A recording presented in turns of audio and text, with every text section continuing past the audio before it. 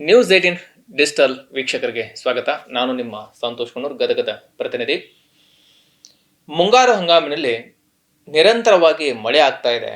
ಮಳೆ ಆರ್ಭಟಕ್ಕೆ ರೈತರು ಬೆಳೆದಂತಹ ಬೆಳೆಗಳೆಲ್ಲವೂ ಸಹ ಈಗ ಸಂಪೂರ್ಣವಾಗಿ ಹಾನಿಯಾಗಿದೆ. ಅದರಲ್ಲೂ ಅಳಿದು ಉಳಿದಂತಹ ಹೆಸರು ಬೆಳೆಯನ್ನ ರೈತರು ಕಟಾವು ಮಾಡಿಕೊಂಡು ತೆಗೆದುಕೊಂಡು ಹೋಗಿದ್ದಾರೆ. ಆದರೆ ತೆಗೆದುಕೊಂಡಂತಹ ಹೆಸರು ಕಾಳಿಗೂ ಸಹ ಮಾರುಕಟ್ಟೆಯಲ್ಲಿ ಬೆಲೆ ಸಿಗ್ತಾ ಇಲ್ಲ. ಇದರಿಂದಾಗಿ ರೈತರು ಸಹ ಸಾಕಷ್ಟು ಸಮಸ್ಯೆಯನ್ನ ಈಗ ಎದುರಿಸ್ತಾ ಇದ್ದಾರೆ. ಯಾಕಂದ್ರೆ ಸುಮಾರು 1 ಎಕರೆ ಹೆಸರನ್ನ ಬೆಳಿಬೇಕಾದ್ರೆ 20,000-30,000 ರೂಪಾಯಿ ಖರ್ಚು ಮಾಡ್ತಾರೆ. ಆದರೆ ಇಳುವರಿ ಮಾತ್ರ ಈ ಸಾರಿ ಎಕರೆಗೆ 1 ಚೀಲವೂ ಸಹ ಇಳುವರಿ ಬಂದಿಲ್ಲ.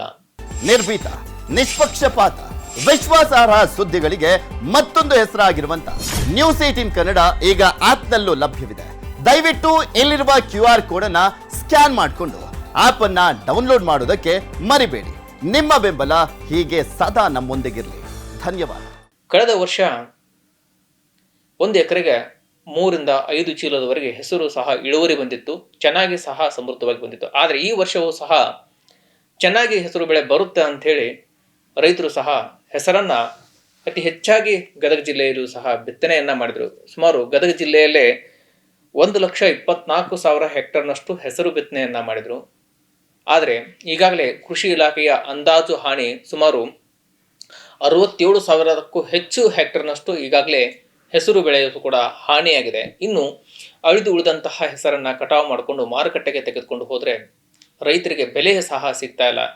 ಪ್ರತಿ ಕ್ವಿಂಟಲ್ಗೆ 1,000ದಿಂದ 8,000ವರೆಗೆ ಬೆಲೆ ಸಿಗ್ತಾ ಇದೆ. ಅಂದರೆ ಅದರಲ್ಲೂ ಕೂಡ ಉತ್ತಮ ಗುಣಮಟ್ಟದ ಹೆಸರಿಗೆ 8,000-9,000 ರೂಪಾಯಿ ಸಿಗ್ತಾ ಇದೆ. ಅದರಲ್ಲೂ ಈ ಬಾರಿ ಮಳೆಯಿಂದಾಗಿ ರೈತರು ಬೆಳೆದಂತಹ ಹೆಸರು ಕೂಡ ಹಾನಿಯಾಗಿದೆ. ಅದರಲ್ಲೂ ಮೊಳಕೆ ಒಡ್ತಾ ಇದ್ದಾವೆ, ಹಸಿಯಾಗಿವೆ.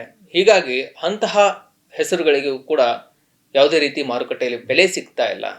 1,000ದಿಂದ 3,000, 4,000 ರೂಪಾಯಿವರೆಗೆ ಆ ರೀತಿಯಾಗಿ ಹೆಸರನ್ನ ಖರೀದಿ ಮಾಡಿಕೊಂಡು ಹೋಗ್ತಾ ಇದ್ದಾರೆ. ಹೀಗಾಗಿ ರೈತರು ಸಹ ಸರ್ಕಾರ, ಕೇಂದ್ರ ಹಾಗೂ ರಾಜ್ಯ ಸರ್ಕಾರ ಆದಷ್ಟು ಬೇಗ ನಮಗೆ ಹೆಸರು ಖರೀದಿ ಕೇಂದ್ರವನ್ನ ಆರಂಭಿಸಿದರೆ ಸರ್ಕಾರ ಕೊಡ್ತಕ್ಕಂತಹ ಬೆಂಬಲ ಬೆಲೆ ಸುಮಾರು 8,000ಕ್ಕೂ ಅಧಿಕ ರೂಪಾಯಿಗಳಲ್ಲಿ ನಾವು ಮಾರಾಟ ಮಾಡಬಹುದು. ಯಾಕಂದ್ರೆ ಈಗಾಗಲೇ ನಾವು ಸಾಕಷ್ಟು ನಷ್ಟದಲ್ಲಿದ್ದೇವೆ, ಹಾನಿಯಾಗಿದೆ ಬೆಳೆಗಳೆಲ್ಲ. ಇನ್ನು ಅಳಿದು ಉಳಿದಂತಹ ಬೆಳೆಗಳು ಕೂಡ ಮಾರುಕಟ್ಟೆಗೆ ಹೋದ್ರೆ ಬೆಲೆ ಸಿಗ್ತಾ ಇಲ್ಲ. ಹೀಗಾಗಿ ನಾವು ಸಾಕಷ್ಟು ಸಮಸ್ಯೆಯನ್ನು ಎದುರಿಸ್ತಾ ಇದ್ದೀವಿ.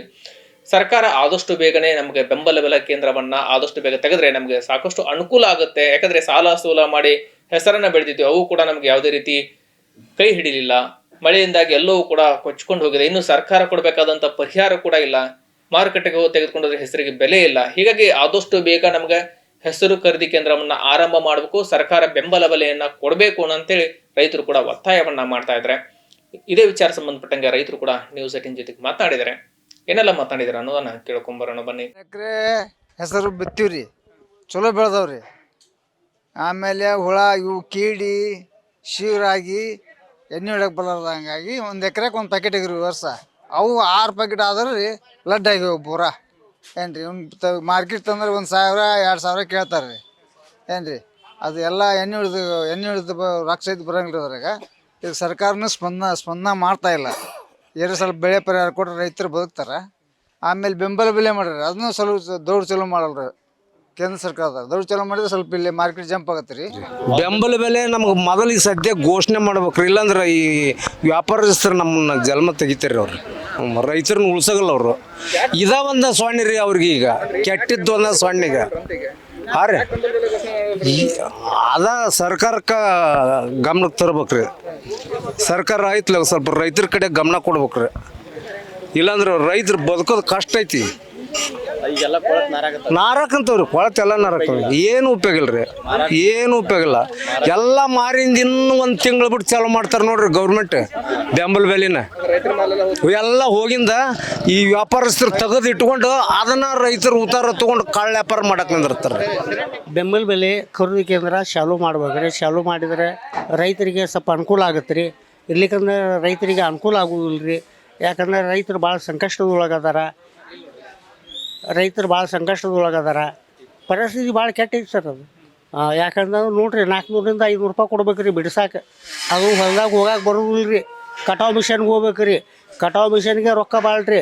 ಅದು ಅರ್ಧ ಮಾಲ್ ಬಂದರೆ ಅರ್ಧ ಅವರಿಗೆ ಕೊಡೋದಾಗತ್ತೆ. ಕಟಾವು ಮಿಷನ್ ಕಟಿಂಗ್ ಮಾಡೋದ್ರಿಗೆ ಕೊಡ್ಬೇಕಾಗತ್ತೆ. ಇನ್ನು ಅರ್ಧ ಏನೈತಿ ಇಲ್ಲಿ ತೊಗೊಂಬರ್ಬೇಕು. ತೊಗೊಂಬಂದು ಮತ್ತೆ ಇಲ್ಲಿ ಮಾರಿ ಹೋಗ್ಬೇಕಾದ್ರಪ್ಪ ಅಂದ್ರೆ ಭಾಳ ಸಂಕಷ್ಟ ಆಗ್ಬಿಡ್ತೈತೆ ರೀ. ಎಸ್ ವೀಕ್ಷಕ, ಕೇಳಿದಲ್ಲ ರೈತರ ಮಾತನ್ನ.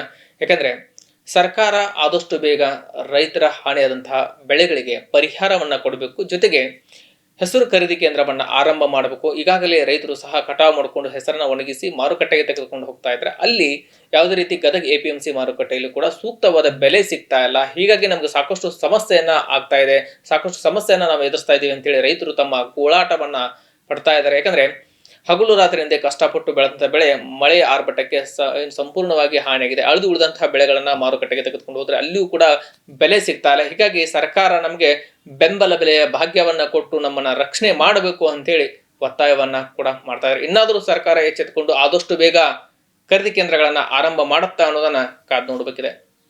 ಎಸ್ ವೀಕ್ಷಕರೇ, ಈ ವಿಡಿಯೋ ನಿಮಗೆ ಲೈಕ್ ಮಾಡಿ, ಕಮೆಂಟ್ಸ್ ಮಾಡಿ, ಶೇರ್ ಮಾಡಿ. ನಿರ್ಭೀತ, ನಿಷ್ಪಕ್ಷಪಾತ, ವಿಶ್ವಾಸಾರ್ಹ ಸುದ್ದಿಗಳಿಗೆ ಮತ್ತೊಂದು ಹೆಸರಾಗಿರುವಂತ ನ್ಯೂಸ್18 ಕನ್ನಡ ಈಗ ಆಪ್ನಲ್ಲೂ ಲಭ್ಯವಿದೆ.